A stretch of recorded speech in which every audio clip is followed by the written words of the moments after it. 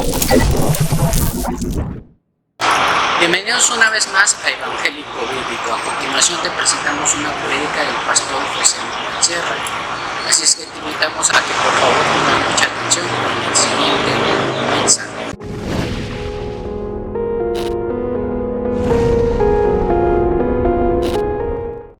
A mí no me gustaría que cuando alguien te pregunte algo en lo cual tú crees, la respuesta que le des sea simplemente de como religiosamente, ¿no? De memoria. Es decir, ¿ustedes creen, por ejemplo, que Cristo va a venir?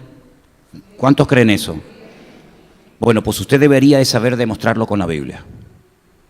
No, si no, yo creo que el Señor viene. ¿Por qué? Pues lo he oído tantas veces en la iglesia y forma parte de una vida cristiana normal. Sí, pero usted lo puede demostrar con 4, 5, 6 versículos de la Biblia. Ahí está el problema. Usted, por ejemplo, cree en la obra de Cristo, en su muerte, su resurrección. Sí, claro que sí, por supuesto. Pero usted puede demostrar con la Biblia que Cristo no era un impostor, que Cristo era el verdadero Mesías. ¿Y por qué era el verdadero Mesías? ¿Qué profecías se cumplieron? Lamentablemente tengo que decir, y en esta iglesia seguro que también hay muchos, que por lo que sea, por falta de interés en el estudio, porque simplemente se han convertido en personas que vienen y van, escuchan mensajes, pero dentro de una hora le preguntas de qué prediqué y no tienen ni idea. Y si te pregunto lo que hablé hace 15 días, pues menos todavía. Entonces yo creo que hay algo que yo lo he visto ahora cuando estaba en la península, incluso en los pastores que me invitaban, y era el tomar apuntes. El tomar apuntes. Si ya se me hace cuesta arriba el ver a todos los miembros de la iglesia con una Biblia, que no lo he conseguido ni creo que lo consiga nunca, aunque lo he dicho, menos voy a conseguir el ver a toda la iglesia tomando apuntes. Pero dije en cierta ocasión que es totalmente imposible poder recordar con el paso del tiempo todo lo que se oye en una iglesia. Es imposible.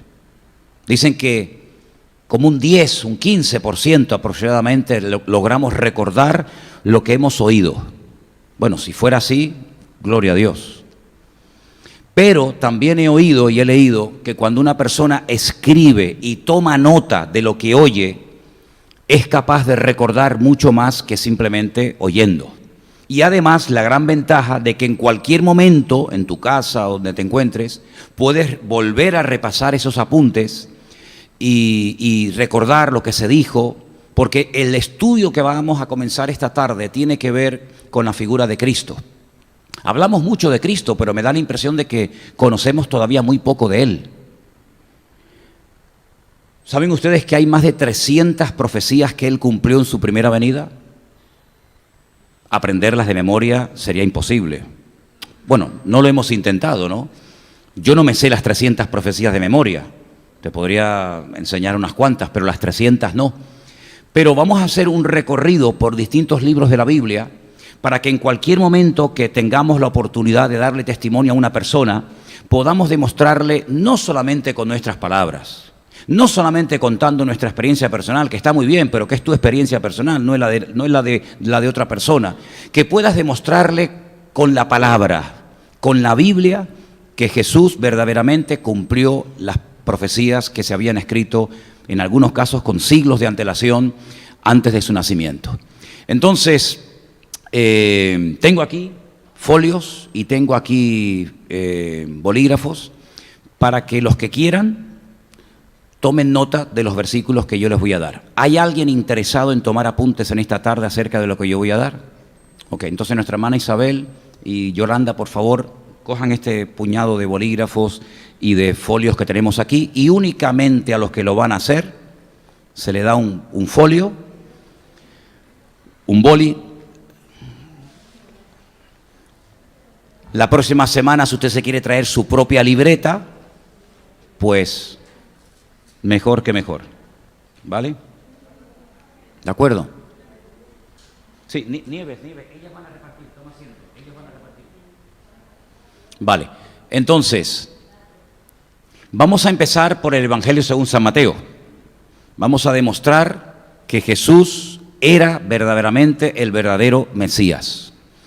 Mientras están repartiendo los bolígrafos y las hojas, permítame decirles que no solamente antes de su venida vinieron falsos mesías, sino que después de él siguieron viniendo falsos mesías. Y en algunos casos arrastraron a muchas personas, y por supuesto cuando la gente se dio cuenta que era un falso mesías, la desilusión fue terrible. Creo que les dije en cierta ocasión, estoy seguro que se lo dije, que cuando una persona cree en algo, sobre todo en algo de tipo espiritual, de tipo, digamos, bíblico, religioso, cree en algo con todo su corazón y por lo que sea se da cuenta de que le engañaron, le tomaron el pelo. Suele pasar mucho esto con personas que estuvieron en sectas. Cuando salen esas personas desengañadas, desilusionadas, tristes, humilladas de esas sectas o esos grupos religiosos, suelen ocurrir tres cosas. Primero, que no quieran saber nunca nada más de nada que tenga que ver con Dios, con Biblia, con iglesia, etcétera, etcétera. Están tan quemados que no quieren saber nada. Esto le ha pasado mucho a gente que ha estado en los testigos de Jehová, en los mormones, en sectas y en religiones donde creyeron con todo su corazón, invirtieron su vida, su tiempo, su dinero, etcétera, y después se dan cuenta de que fueron engañados y ya no quieren saber nada de nadie. Dicen que también hay personas que a pesar del desengaño, a pesar de la desilusión tan grande que se han llevado, siguen buscando, ¿vale? Siguen buscando, leen la palabra y tienen la bendición de poder encontrar la verdad, de encontrar al Señor Jesucristo a través de su palabra y, bueno, poder pasar página de aquella experiencia dolorosa del pasado.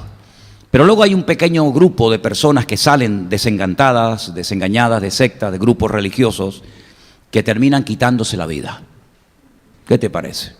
Esto es una realidad, estos son estudios que se han hecho y estas son las tres conclusiones a las que han llegado. Los que no quieren saber nada, los que siguen buscando a pesar del dolor, de la herida recibida y los que terminan quitándose la vida porque para ellos fue el peor palo y la peor desilusión de su vida.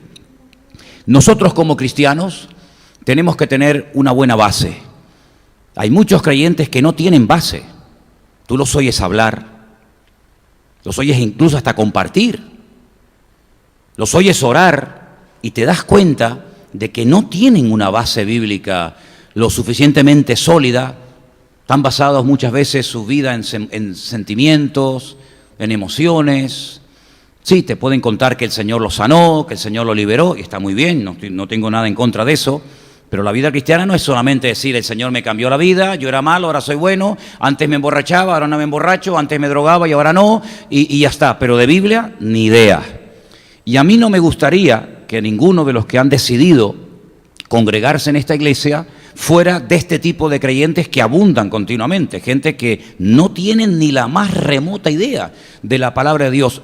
Y si me empujan un poco, me atrevería incluso a decir que hay miles de cristianos que no han leído nunca la Biblia entera. A lo mejor alguno aquí está diciendo, pues yo entro dentro de ese grupo. Pues ya sabe lo que tiene que hacer. Pues si usted es cristiano y no lee la Biblia, la palabra de su Dios, pues apañado vamos, ¿vale? Eso es como si le dieran un avión a un piloto y cuando entra a la cabina donde hay, como usted sabe, un montón de relojes y un montón de aparatos, dice, oye, ¿y esto para qué era?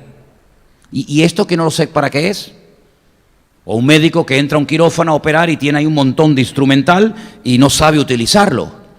Bueno, pues en la Biblia hay un montón de cosas interesantes, importantes y necesarias para traer estabilidad emocional a nuestra vida, pero si usted no las domina, si usted no las conoce, usted es un religioso, una persona que ha cambiado, que en vez de ir a misa, ahora dice que viene a un culto, en vez de ir a escuchar a un cura, ahora viene a escuchar a un pastor, pero en el fondo no hay ninguna base bíblica, no ha habido ningún cambio sustancial en su vida, sino simplemente ha cambiado de lugar y nada más. Por eso enfatizamos en esta congregación desde el principio que aquí queremos estudiar la Biblia. Queremos que usted conozca todos los libros de memoria de la Biblia, que usted conozca los personajes, los reyes, los profetas, los discípulos, los distintos objetivos o razones o propósitos por los cuales se escribieron los salmos, las cartas de Pablo, las cartas de Pedro. ¿Por qué tantas cartas? ¿Por qué no 2 o 3 cartas y ya está? ¿Por qué tuvo que escribir Pablo y también Pedro y también Santiago y también Juan? ¿Por qué tantas cartas? ¿Por qué 4 evangelios? ¿No basta con uno? ¿No es suficiente con uno? ¿O con 2? ¿O con 3? ¿Por qué 4 evangelios? ¿Por qué tantos libros para decir prácticamente lo mismo? Bueno, todo eso tiene un propósito. Son como las piezas de un gran puzzle, como las piezas de un gran rompecabezas, y todas juntas le van a dar a usted la información necesaria para que usted pueda vivir una vida cristiana victoriosa. Y no una vida, ahora creo, ahora no creo, ahora estoy aquí, mañana no estoy aquí, etcétera, etcétera. Vamos a empezar por el Evangelio según San Mateo. Permítame decirles que Mateo es un evangelio muy interesante, porque Mateo es un hombre que es judío, y él lo que quiere es evangelizar a judíos.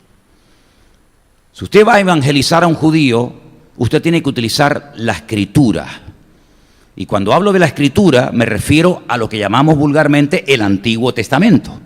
Porque ni tenían ni tienen en la actualidad en Israel los judíos practicantes el Nuevo Testamento. No usan el Nuevo Testamento. Tienen la Biblia, igual que nosotros, lo que es el Antiguo Testamento, pero no tienen el Nuevo Testamento.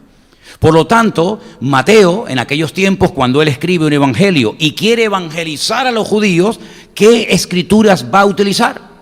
¿Qué textos va a utilizar para demostrar que Jesús no era un impostor, que era el verdadero Mesías? Pues las escrituras que existían en aquel momento, las escrituras del Antiguo Testamento.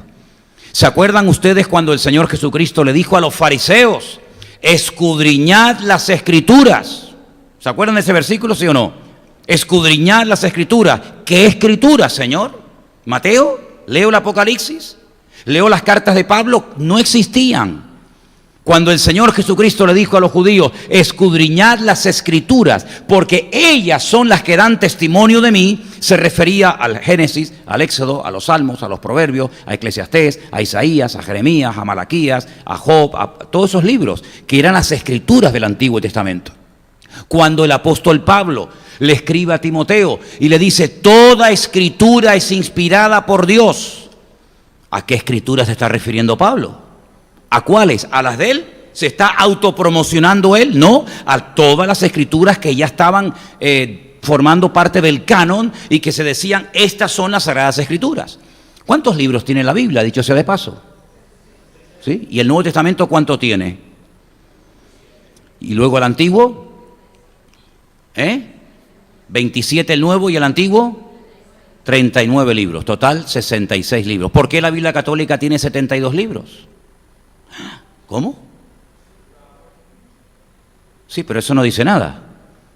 Un católico le dice, ¿por qué la Biblia de ustedes tiene 7 libros menos que la nuestra? Y usted dice, no, porque esos libros que ustedes tienen son libros apócrifos. Y te dice, no me insulte, por favor, no me llame apócrifo. Primeramente, apócrifo, ¿qué es apócrifo? ¿Qué significa apócrifo? Es una palabra que no se usa en ninguna parte. Usted no va a ver en la calle una persona y dice, y apócrifo, que eres un apócrifo. Es una palabra puramente eclesiástica, pero que la utilizan muchos cristianos y no saben lo que significa. Luego, una tarea que yo les voy a dar a los que vayan a estudiar conmigo homilética es que cada semana usted se tiene que aprender 3 palabras nuevas. ¿Me oyó? 3 palabras nuevas. Por ejemplo, una de ellas, apócrifo. Si usted utiliza la palabra apócrifo y no sabe lo que significa, tenga cuidado. No, es que el canon de la Biblia, el canon, ¿eso qué es? Las cámaras canon. Hay muchísimas palabras que nosotros utilizamos que muchas personas no se han parado a analizar qué es lo que significan y qué es lo que no significan. Pero bueno, dejando el tema de los 7 esos libros que se añadieron, y no es el tema, se añadieron en el siglo XVI.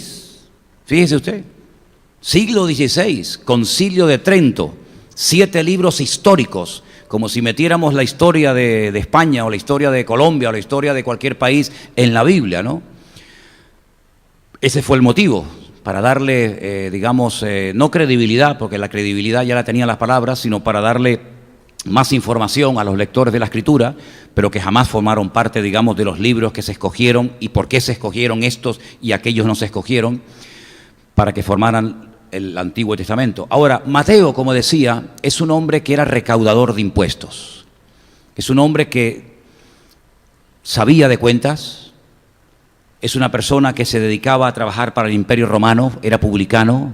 Jesús lo llama, se le conoce también como Leví, luego seguramente era de la tribu de Leví, no tiene otra explicación. Y Mateo lo que intenta es demostrar que el Señor Jesucristo, al cual él seguía y por el cual él dejó todo su trabajo y dejó toda su profesión, era el verdadero Mesías. Por eso, si usted abre su Biblia por el capítulo 1 del Evangelio según San Mateo, usted se va a encontrar algo que aparentemente es algo aburrido. Es un árbol genealógico. Yo no sé hasta dónde usted es capaz de llegar en su árbol genealógico hacia atrás. Usted conoció a sus padres, evidentemente. ¿Y a sus 4 abuelos? ¿Sí? ¿A los 4? ¿Y a los 8 bisabuelos?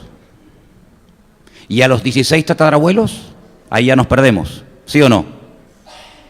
Sin embargo, el árbol genealógico del Señor Jesucristo se podía conocer desde los tiempos de Adán y Eva hasta el nacimiento en Belén de Judea.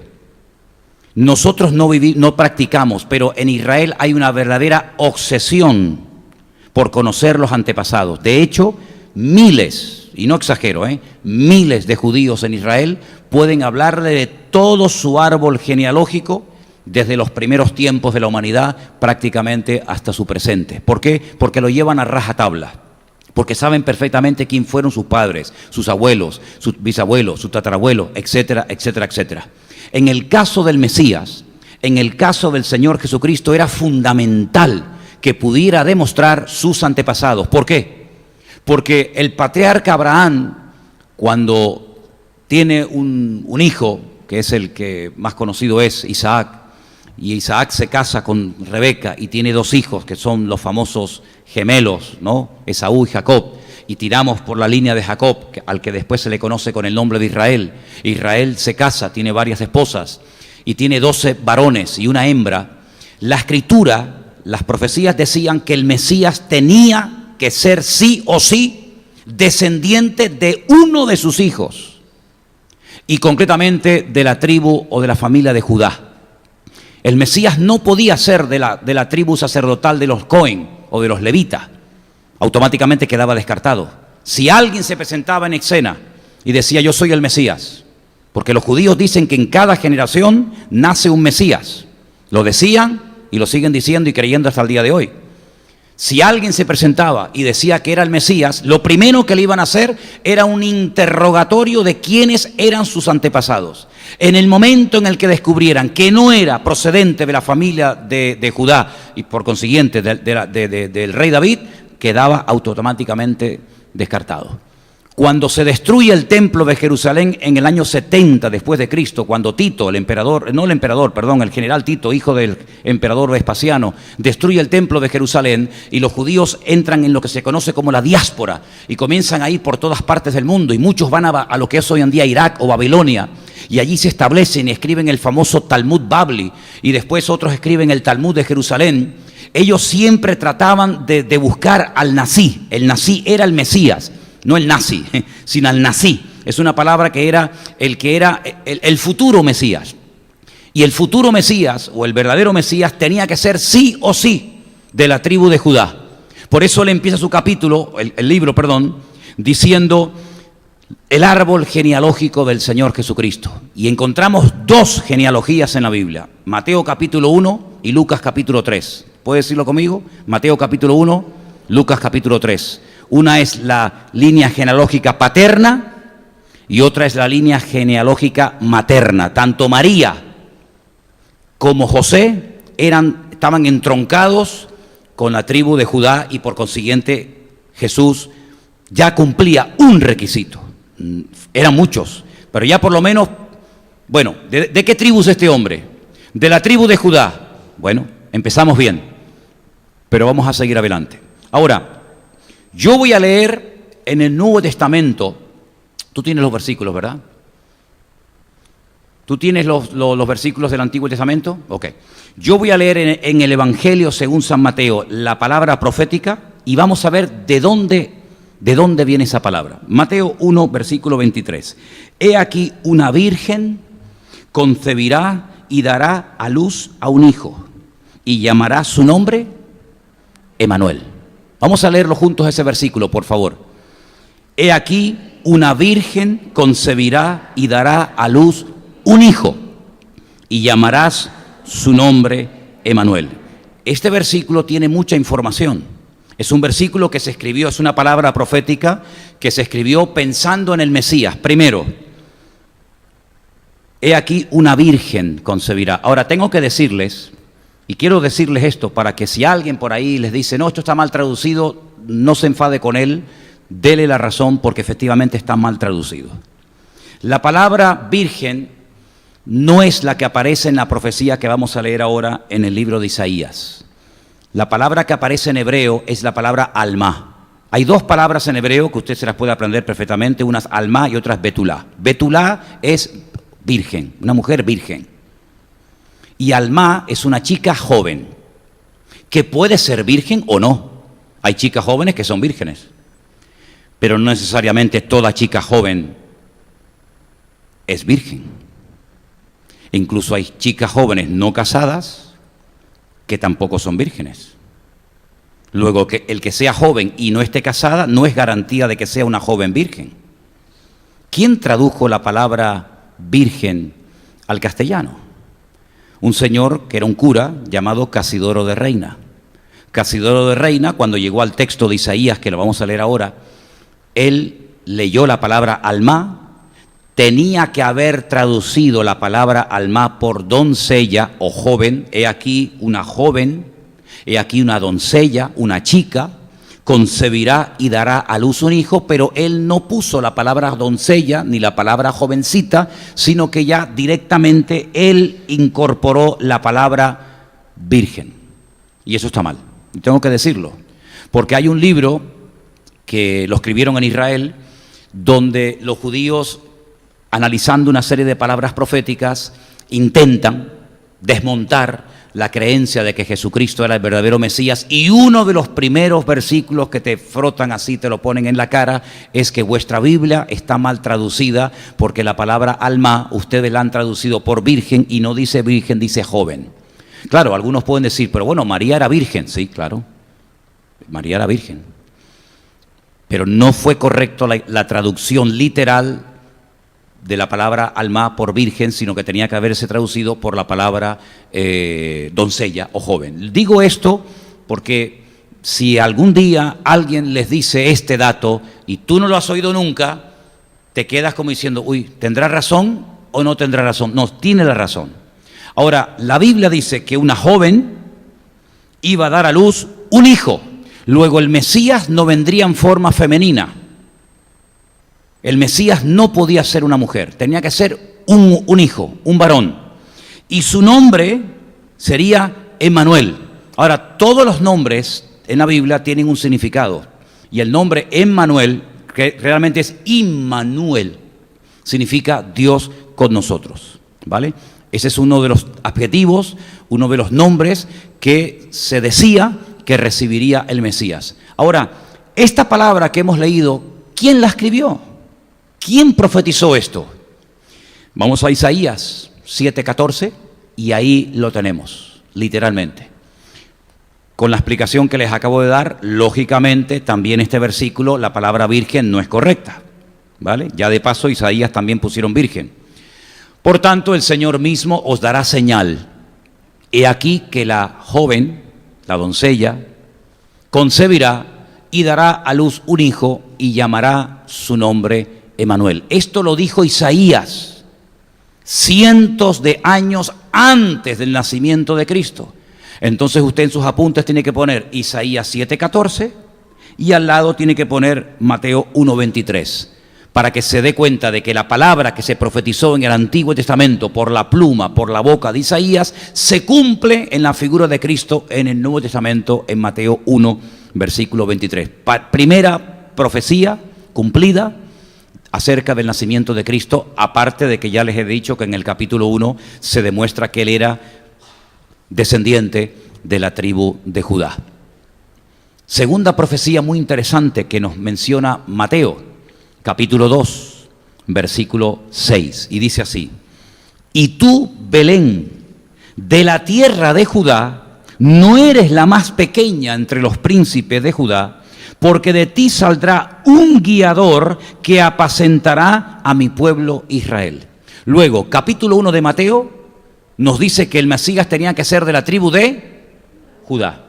Capítulo 2 nos dice que se iba a llamar Emanuel y que iba a dar a luz una joven, lo iba a dar a luz una mujer. Tercera profecía, ¿dónde tenía que nacer el Mesías? ¿Se dan cuenta por qué? ¿Por qué la Biblia dice que tenía que nacer en Belén? ¿Por qué no podía nacer en Capernaum o en Jerusalén o en Samaria? Bueno, todos estos datos lo que están haciendo es ir acotando, impedir que en cualquier parte, cualquier persona se pudiera levantar y autoproclamarse Mesías. ¿Usted dónde ha nacido? No, yo nací en Capernaum, pero soy el Mesías. Falso, rotundamente falso. ¿Pero por qué? Si soy descendiente de la tribu de Judá, si mis padres me pusieron Emanuel. Vale, tienes dos, pero te falta la tercera. ¿Dónde naciste? ¿En Belén? No, luego no puede ser el Mesías. ¿Te das cuenta? Es por descarte. Este no puede ser, este tampoco, este a lo mejor sí, este a lo mejor no. ¿Por qué? Porque la palabra te iba indicando, te iba dando la información para que no creyeras en cualquier pseudo Mesías. ¿Quién profetizó que el Mesías verdadero tenía que nacer en Belén, que pertenecía a la tribu de Judá? El profeta Miqueas, capítulo 5, versículo 2. Así que ponga Mateo 2:6 y al lado Miqueas 5:2. Tú, Belén Efrata, pequeña para estar entre las familias de Judá, de ti me saldrá el que será Señor en Israel. Sus salidas son desde el principio, desde los días de la eternidad. ¿Dónde nació el Señor Jesucristo? En Belén de Judea. ¿Qué significa Belén?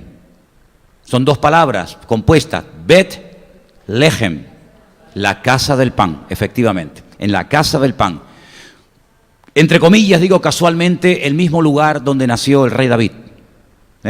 El mismo lugar donde nació el rey David, nacería el Mesías. Y allí nació. Dice la Biblia que aquellos que vinieron de Oriente, aquellos magos que vinieron de Oriente, llegaron hasta Belén. Y cuando llegaron a Belén, llegaron a un lugar que se llama el Herodión. El Herodión era una montaña que Herodes la mandó a cortar a la mitad, y encima de la montaña, que aún se puede ver y visitar, construyó uno de sus palacios. Y cuando esta gente viene del oriente, llegan al palacio del rey Herodes, que es lo primero que se encuentran, la gran construcción del rey Herodes, y le dicen: ¿dónde está el rey de los judíos? Porque su estrella hemos visto en el oriente y venimos a adorarle. Claro, ahora tú imagínate llegar, por ejemplo, a Madrid, hablarte con Felipe, el rey de España, y decirle: vengo desde Tenerife, he cogido el avión esta mañana de Ryanair, menos mal que no había niebla en los rodeos. Pude llegar y vengo para hacer una pregunta. Dígame, me gustaría conocer al rey de España. ¿Me puede usted decir dónde vive y dónde está? La respuesta de Felipe sería: ¿cómo que quién es el rey de España? ¿El rey de España soy yo? ¿Estás hablando con él? Aquí en Madrid vive el rey de España, en el Palacio de la Zarzuela. Ahora tú imagínate cuando esta gente viene y le dice al rey Herodes, que fue el rey que pusieron los romanos, y le dicen: ¿dónde está el rey de los judíos? Claro, por eso él se indignó, porque él dijo: ¿cómo que dónde está el rey de los judíos? El rey de los judíos soy yo. Y por eso él manda a matar a los niños, porque él no soporta que haya otra persona por ahí que lo llamen rey y que capaz que le quite el puesto. ¿Te das cuenta? Así que tenía que nacer en Belén de Judea, y nació en Belén de Judea. Pero no era fácil que naciera en Belén de Judea, porque su madre no vivía en Belén de Judea. Su madre vivía en el otro extremo del país. ¿Y para qué va a ir una mujer a punto de dar a luz al otro extremo del país? ¿A qué? Porque los romanos en aquel tiempo mandaron que todas las personas tenían que volver a su lugar de origen para ser empadronados. Y como ellos eran de Belén de Judea, aunque vivían a mucha distancia de allí, obligatoriamente tuvieron que ir a Belén de Judea. ¿Te das cuenta cómo a veces el Señor utiliza las circunstancias y los paganos para que la palabra profética se cumple? ¿Para qué va a ir una mujer a punto de dar a luz a Belén? A punto de poder perder el niño en el camino. Bueno, pues porque tienes que ir a Belén de Judea porque así lo manda la autoridad. Y ellos podían haber dicho, nosotros no vamos, pero los cristianos también tenemos que obedecer a las autoridades, siempre y cuando no nos digan que no obedezcamos la palabra de Dios. Amén, hermanos. Seguimos avanzando en el Evangelio de Mateo, capítulo 2.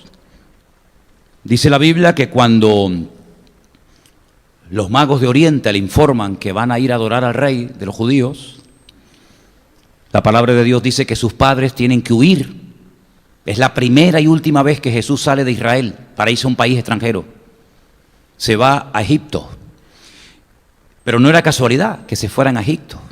La Biblia dice en el capítulo 2, versículo 13, después que partieron ellos, he aquí un ángel del Señor se le apareció en sueños a José y le dijo, levántate, toma al niño y a su madre, huye a Egipto y permanece allá hasta que yo te diga, porque acontecerá que Herodes buscará al niño para matarlo. ¿Quién mandó a José a Egipto? El Señor. ¿Quién le dijo a José que volviera a Israel? El Señor. ¿Te das cuenta cómo nosotros los cristianos no podemos movernos de un sitio a otro por nuestras conveniencias, por nuestros gustos, sino porque Dios nos dice, para allá, estate quieto ahí hasta que yo te diga, ahora para acá? ¿Te das cuenta? Esto es una de las cosas que a mí más me asombra de muchos que se llaman cristianos. Cambian para acá, van para allá, ahora están aquí, ahora están allá. Digo, pero una pregunta, ¿tu pastor quién es? ¿Quién es el que dirige tu vida? ¿Quién es el que te mueve? ¿O te mueves por los intereses económicos? ¿Te mueves por tus conveniencias? ¿Por tus inclinaciones personales? Nos tiene que mover el Señor, ¿sí o no?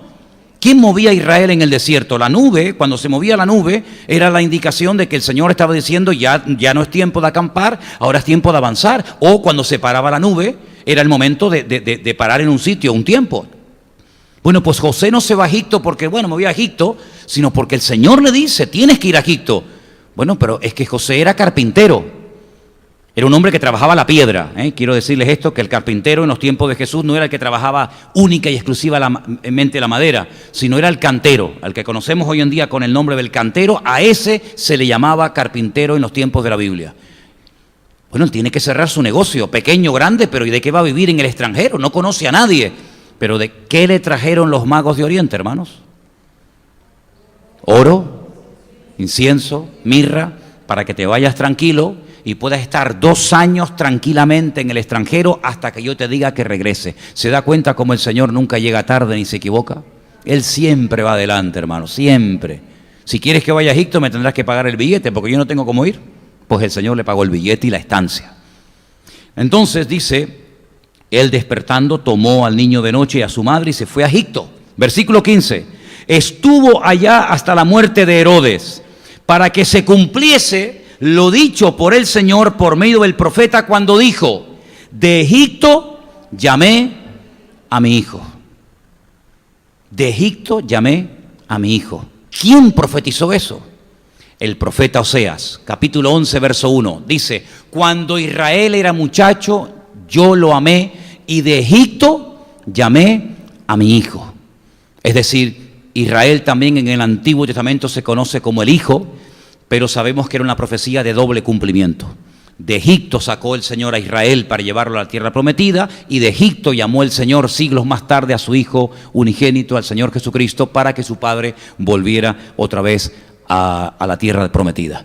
Es decir, Mateo lo que está haciendo es tratar de demostrarle a los judíos con la Biblia, con versículos de la Biblia, mira, no nació en Belén de casualidad. Nació porque tenía que nacer allí. No era de la tribu de Judá porque tenía que nacer de la tribu de Judá. No se fue a Egipto porque el padre le dio un ramalazo y se fue allí, sino que Mateo lo que está intentando es demostrar que la palabra del Señor se cumplió perfectamente, literalmente al pie de la letra, en la vida del Señor Jesucristo, para que ellos tengan la tranquilidad y la seguridad de que no están creyendo a un mentiroso, a un impostor, a un manipulador, sino que están creyendo en una persona real que ha cumplido las Escrituras y que muchas no las podía cumplir porque era tan pequeño que aunque hubiera querido cumplirlas, no las podía porque no podía hacerlo porque era demasiado pequeño. Pero el Señor siempre tiene el control. Cuando huye a Egipto, Herodes manda matar a los niños menores de 2 años. Esto nos da una información muy interesante. Cuando los pastores van y ven al niño recién nacido, dice que lo ven en pañales. Pero cuando vienen los magos de Oriente, no dice la Biblia que ven al niño envuelto en pañales. Lea la Biblia para que vea. Son los pastores los que vieron al Señor Jesucristo recién nacido. Cuando son avisados por el ángel, ¿se acuerdan? Gloria a Dios en las alturas, etcétera, etcétera, ¿verdad? Pero cuando los magos de Oriente vienen, ellos dicen que llegan a una casa y el niño ya tenía aproximadamente 2 años. Fíjate lo que duraban los viajes, ¿eh? Claro, en las Navidades tenemos la costumbre, ¿no?, de ver a los pastorcitos, de ver a la vaquita, de ver a la oveja, de ver a los pastores, todo junto, pero realmente no era así. Los pastores sí lo vieron recién nacido, los magos lo vieron de 2 años de edad aproximadamente, y por eso Herodes dice, a partir de los 2 años de edad me matan a todos los niños porque no quiero que nadie en este lugar sea el futuro rey de Israel. Y esa palabra profética de que matarían a muchísimos niños también estaba escrita. Voy a leerla. Mateo 2, versículo 18. Voz fue oída en Ramá, grande lamentación, lloro y gemido. Raquel, que llora a sus hijos, no quiso ser consolada porque perecieron. Una palabra triste, profética, donde niños morirían. Y en el libro de Jeremías, capítulo 31, versículo 15, el profeta Jeremías ya lo decía. Así ha dicho el Señor, voz fue oída en Ramá, llanto, lloro amargo, Raquel que lamenta por sus hijos y no quiso ser consolada acerca de sus hijos porque perecieron. Esos niños que murieron, los primeros mártires, podríamos decir por la causa del Señor Jesucristo, también estaba profetizado que esa tragedia también ocurriría. Luego la Biblia no solamente profetiza a veces cosas bonitas y buenas, sino que también a veces la Biblia profetiza cosas tristes y difíciles y amargas, y también tenemos que estar preparados para lo que llamamos bueno y también para lo que no es tan bueno. Sigue Mateo a lo largo de su evangelio y llegamos al capítulo 3 intentando demostrar a sus destinatarios, los judíos, que Jesús no era un impostor. Y en el capítulo 3 llegamos al versículo 3 donde dice, voz del que clama en el desierto, preparad el camino del Señor, enderezad sus veredas. La Biblia dice de que antes de que empezara el ministerio público del Señor Jesucristo, un poquito antes, vendría un profeta que lo conocemos con el nombre de Juan el Bautista. Juan el Bautista. El último libro en nuestra Biblia del Antiguo Testamento, que se llama el libro de Malaquías, dice que antes de que viniera el Señor vendría el profeta Elías y predicaría la palabra. Y el Señor Jesucristo dijo en cierta ocasión, si queréis recibirlo, si os interesa la explicación que os voy a dar, Él es el Elías que había de venir. Él es el Elías que había de venir. Juan el Bautista nació milagrosamente, su madre Elizabeth era estéril, ¿se acuerdan? Su padre Zacarías era un sacerdote, y dice que mientras él ministraba, el Señor le profetizó de que su mujer quedaría embarazada, y Juan el Bautista era pariente de Cristo, porque Elizabeth y María eran parientes, una quedó embarazada antes que la otra, y Juan el Bautista se calcula que aproximadamente predicó 1 año, máximo 1 año y medio. Multitudes le siguieron. Estaba profetizado que este hombre predicaría el Evangelio y que haría una labor de preparación tremenda. Él fue el que dijo, yo os bautizo en agua, pero el que viene detrás de mí, Él os bautizará con Espíritu Santo y fuego. No soy digno de desatar la correa de su calzado. Y los fariseos venían al ver que era un hombre tan popular y con tantas multitudes y que la gente salía a bautizarse, le decían, pero ¿tú quién eres? ¿Tú eres el Mesías? Dice, no. Entonces, ¿quién eres tú? Dice, yo soy la voz de uno que clama en el desierto. Bueno, esa palabra profética también estaba escrita en Isaías 40, versículo 3. Voz que clama en el desierto, preparad camino al Señor, enderezad calzada en la soledad a nuestro Dios. ¿Cuántos dicen amén? Entonces te das cuenta, un judío leyendo este evangelio difícilmente no es impactado, porque va dándose cuenta poco a poco, con las profecías que se van cumpliendo, cómo el Señor Jesucristo no era un mentiroso, sino que todo se cumplió de una forma literal, tal y como decía las Sagradas Escrituras. Entonces, si algún día tienes la oportunidad de darle testimonio a un judío, utiliza el Evangelio según San Mateo, para demostrarle que el Señor Jesucristo era el verdadero Mesías que tenía que venir. ¿Por qué? Porque ya, no sé cuántas llevamos ya, pero tenía que cumplir un montón de profecías, un total de 300. Tranquilos que no vamos a hablar de las 300 en esta noche, ¿eh? Yo sé que no nos daría el tiempo, pero sí quiero leer una más. En el capítulo 4 del Evangelio según San Mateo, apunte, a partir del versículo 11 voy a estar leyendo algo muy interesante. Dice, 11 no, 12. Cuando Jesús oyó que Juan estaba preso, volvió a Galilea. Ahora, ¿no le llama la atención dónde pusieron preso en la cárcel a Herodes? ¿Dónde metió preso Herodes a Juan el Bautista? En Jerusalén. Y entonces dice el versículo, cuando oyó Jesús que Juan estaba preso, se fue a Galilea. ¿Galilea dónde está? En el norte, a muchos kilómetros de Jerusalén. ¿Por qué no fue a visitarlo a la cárcel? No fue nunca a visitar a su amigo, a su pariente, a la cárcel. ¿Cómo te sentirías tú si tú fueras Juan el Bautista? Has hecho una publicidad y un ministerio de preparación del Señor espectacular, te meten en la cárcel y oyes que el Señor Jesucristo, en vez de venir a visitarte, coge y se manda a mudar a la otra punta del país. Le entró una depresión a Juan el Bautista, ¿sí o no? ¿Se deprimió? ¿Se entristeció? Ya no tenía nadie que le escuchara, estaba preso en la cárcel. Jesús no lo va a visitar y entonces tenía 2 discípulos, 2 amigos allí y les dice, os voy a pedir un favor y preguntarle si él es el Mesías o tenemos que esperar a otro. ¿Qué le pasó a Juan? ¿Qué le pasó? Pues lo que nos hubiera pasado a nosotros igual. Porque a veces hay gente que se va de la iglesia porque el pastor no te saludó. Imagínate si estás en la cárcel y no te va a ver ningún hermano. Tú coges una depresión que te mueres, ¿no? Yo estoy en la cárcel. Les he pastoreado a ustedes 20 años. Y nadie me viene a visitar, nadie me llama, nadie me escribe. ¿No sería lo más lógico que me entristeciera? Digo yo, ¿no? Bueno, ustedes yo sé que están en otro nivel espiritual. Dicen, a mí no me importa que no me visite nadie, Entonces, estos 2 llegan al Señor y dicen, mira, venimos de parte de Juan el Bautista. ¿Sí? Ay, ¿qué te dice? Mira, nos manda y nos dice que si tú eres el verdadero Mesías o tenemos que esperar a otro. ¿Y qué le dijo el Señor? Vayan y díganle a Juan el Bautista que los ciegos están viendo, que los mudos están hablando, que los paralíticos están caminando, que los muertos son resucitados, que a los pobres se les está predicando el Evangelio. Y díganle también de paso, bienaventurado el que no haya tropiezo en mí.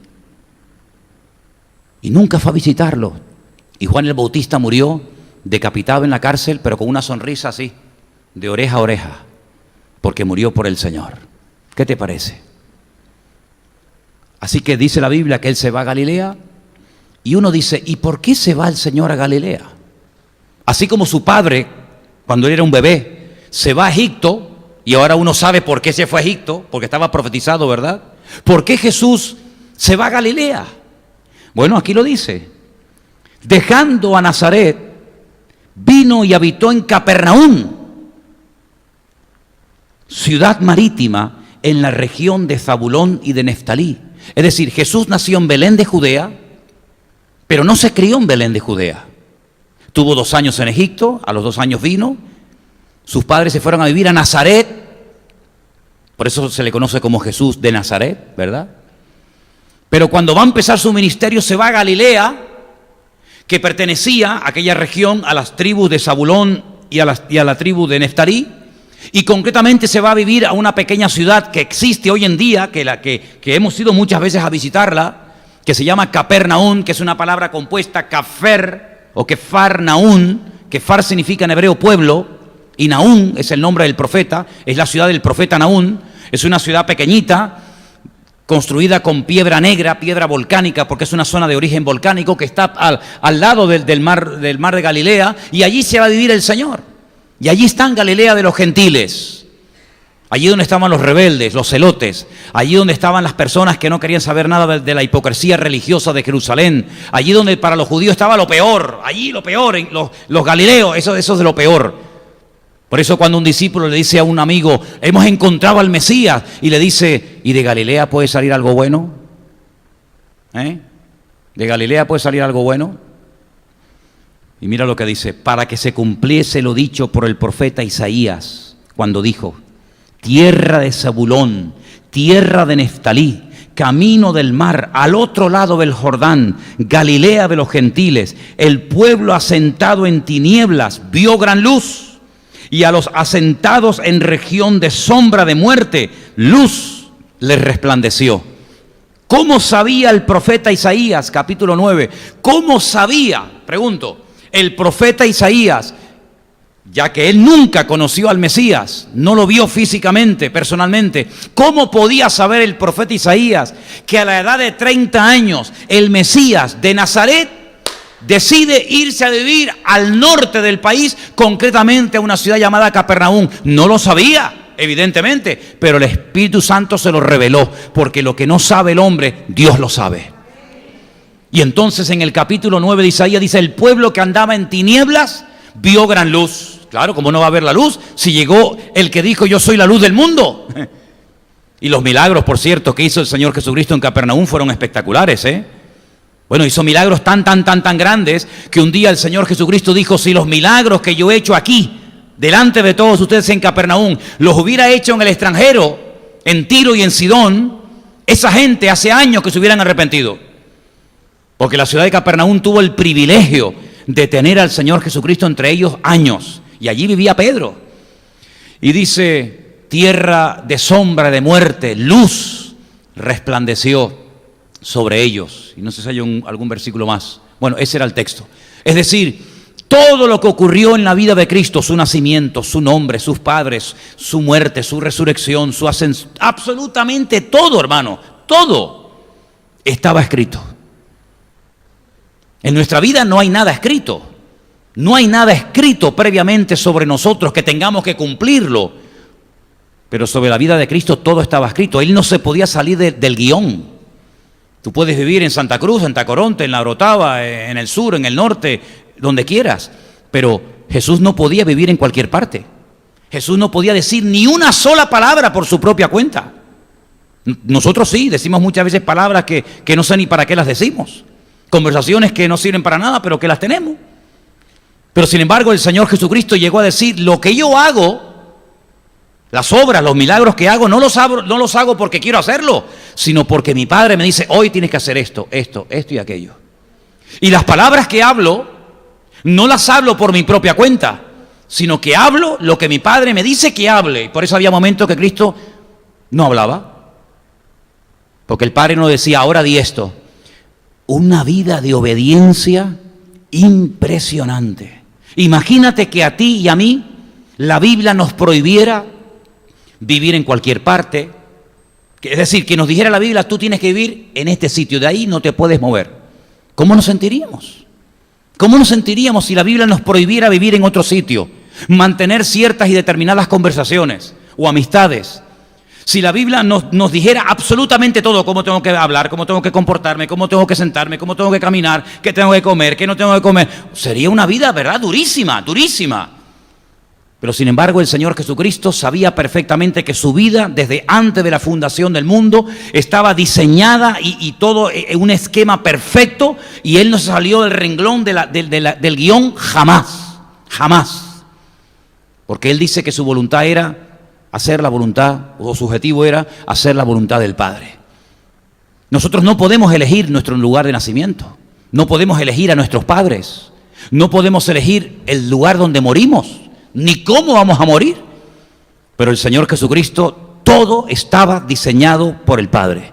Dónde ibas a nacer, cuándo ibas a morir y cómo ibas a morir. ¿Dónde vas a resucitar? ¿Qué te va a pasar con tus amigos? ¿Qué te va a pasar con este? ¿Qué te va a pasar con el otro? Era una vida de un sometimiento a la voluntad de Dios total y absoluta. Y en cierto sentido, nuestra vida debería ser igual, ¿o no? Entonces, ¿por qué no lo es? qué tomamos tantas decisiones a veces sin consultar con el Señor? ¿Por qué decidimos, ahora voy aquí, voy allá, ahora salgo con este, ahora no salgo con este, ahora salgo con esta, ahora la dejo, ahora me junto con este, ahora dejo al otro, ahora voy a esta iglesia, mañana voy a la otra, ahora leo la Biblia, ahora no la leo, ahora quiero servir al Señor, ahora no quiero saber nada de la iglesia, ahora déjeme en paz, déjeme tranquilo, ahora... ¿Por qué nuestra vida a veces es tan desordenada? Todo vale, parece que no pasa nada. Bueno, como eso de la gracia y de la misericordia de Dios y el amor de Dios, parece que no pasa nada, no pasa nada. ¿Quién te dijo a ti que no pasa nada? ¿No creen ustedes que tú y yo, pregunto, algún día tendremos que rendirle cuentas a alguien? ¿Sí o no? ¿Creen ustedes realmente en eso que la Biblia llama el juicio final? ¿Ustedes creen en eso? Yo también. Y no dice la Biblia que por toda palabra, por toda acción, por todo lo que hicimos o teníamos que haber hecho y no hicimos, vamos a tener que rendir cuenta delante de Dios, ¿sí o no? Si creyéramos en eso de verdad, porque es muy fácil decir sí, pero eso llevarlo a la práctica cuesta mucho. Si realmente tuviéramos claro que dentro de una hora nos vamos a presentar delante del juez justo de toda la tierra, a rendirle cuentas por todo el dinero, ¿qué hemos hecho con todo el dinero que pasó por nuestras manos? ¿Qué hemos hecho con nuestros dones y talentos? ¿Qué hemos hecho con nuestros hijos? ¿Qué hemos hecho de nuestro matrimonio? ¿Qué hemos hecho de nuestra viudez o soledad o de nuestra edad, de nuestros recursos? Si tuviéramos claro todo eso, nuestra vida sería completamente diferente. Pero lamentablemente muchas veces seguimos siendo nosotros los dueños de nuestra vida. Sí, seguimos siendo los dueños de nuestra vida. Todavía tenemos esa tendencia a gobernarnos a nosotros mismos. Todavía tenemos esa inclinación de la carne. Todos, yo también. Tenemos todavía esa inclinación de la carne a creer que nuestros planes, mis metas, lo que yo quiero, pues es mejor que a veces que lo que Dios quiere para mi vida. Y vamos a parar hoy aquí. Pero les puedo asegurar que en cada capítulo prácticamente, en cada capítulo del Evangelio de Mateo y de Marcos y de Lucas y de Juan y de todos los libros del Nuevo Testamento, encontramos palabras proféticas que se cumplieron en la vida de Cristo. Solamente por ponerte un pequeño detalle, hasta su ropa. ¿Sabes que hay hermanos o hermanas que el que te toque en la ropa significa Tercera Guerra Mundial? ¿No? Mi ropa, mi armario, mis cosas. Sin embargo, a Cristo lo crucificaron, no sé si lo sabían, totalmente desnudo. Pero es que eso no se ve en los cuadros, sí, pero es que los cuadros son los cuadros, pero la vida real es otra. A Jesús lo despojaron de sus vestiduras, como a José lo llevaron desnudo a Egipto. No había ropa interior en aquellos tiempos. No había intimissimi, ni boxer, ni nada de eso.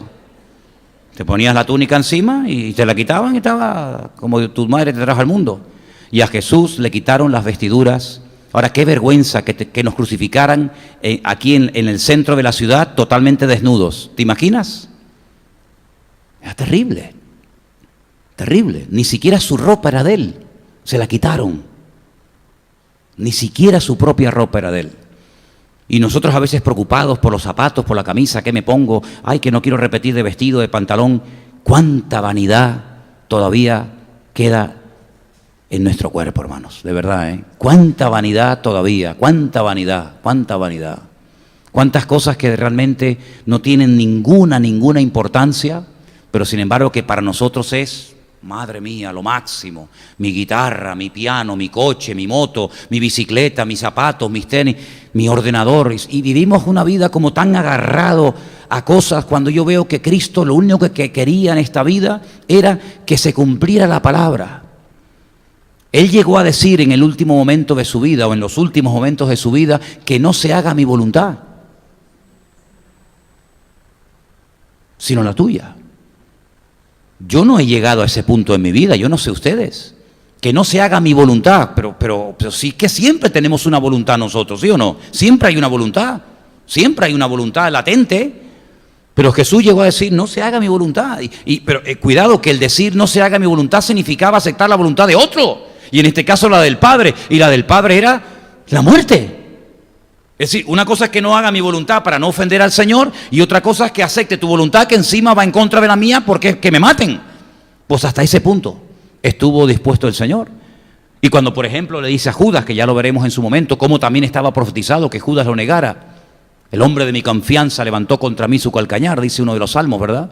Le dice, Judas, vamos, lo que tengas que hacer, hazlo pronto. Y sabía que le iba a traicionar, sabía que le iba a vender. Y le mete prisa al traidor, como diciendo, venga, sí, pero si yo sé por dónde van los tiros, Judas, si yo sé que no eres trigo limpio, si yo sé que tienes carita de niño bueno, pero que eres un demonio, venga, date prisa, corre, vete a venderme, vete a traicionarme, vete a coger el dinero, que es lo que siempre te ha gustado, metiéndole prisa para que la palabra se cumpla. Es increíble, es que son cosas de la vida del Señor Jesucristo que uno va descubriendo. Y una de las cosas que estudiaba hoy, y termino, en un libro que me regalaron en Israel, muy interesante, acerca de la figura del Mesías, todo el Sermón del Monte, eso sí que lo descubrí hoy, en mi vida no sabía eso, vaya, lo descubrí hoy.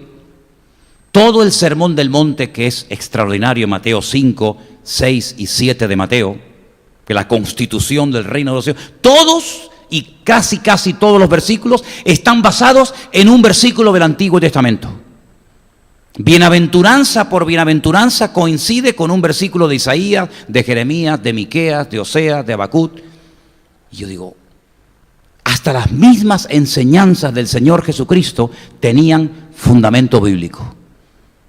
Y uno dice, Señor, qué vida de sacrificio, de rendición. Y yo me pregunto, ¿y para qué? ¿Para qué tanto sacrificio? ¿Para qué tanto deseo de cumplir la palabra? Pues porque Él nos amaba y era la única posibilidad y la única manera de que nosotros pudiéramos formar parte de su familia. Pero yo pregunto, así como en nuestras familias, me imagino que en todas o en algunas más que otras, siempre hay la oveja negra, ¿no? No hay siempre en las familias un primo, un tío, un abuelo, un sobrino que dice, madre mía, ¿no? ¿Estará el Señor orgulloso de su familia? Nosotros somos la familia del Señor, ¿sí o no? ¿Estará el Señor orgulloso de su familia? ¿Somos una familia que lo deja en buen lugar?